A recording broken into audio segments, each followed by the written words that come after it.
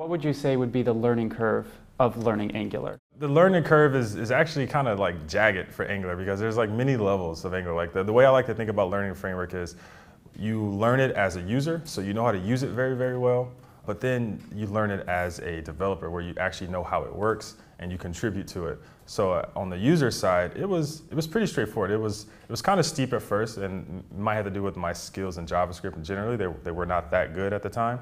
But I like to think of it as like, actually the less you know is probably better because Angular introduces a lot of new concepts, and if you don't have to unlearn something to learn Angular, it's probably a lot easier.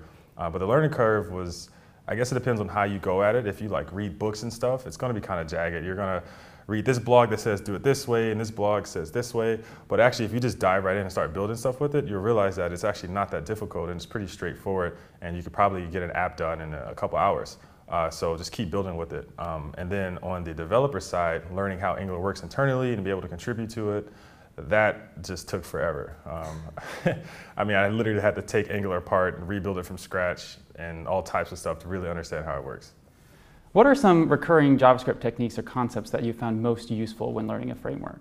Ooh, with this day and age for sure is modules. Having some type of module pattern in JavaScript, because on the web, every line of code you write is going to be in a global scope, and that's just not good. So frameworks introduce some type of module pattern to encapsulate your code. So adopting that pattern, whether it's through the framework or using something like ES6 or your own module pattern, that's definitely a way to go. I'm totally used to writing everything in modules.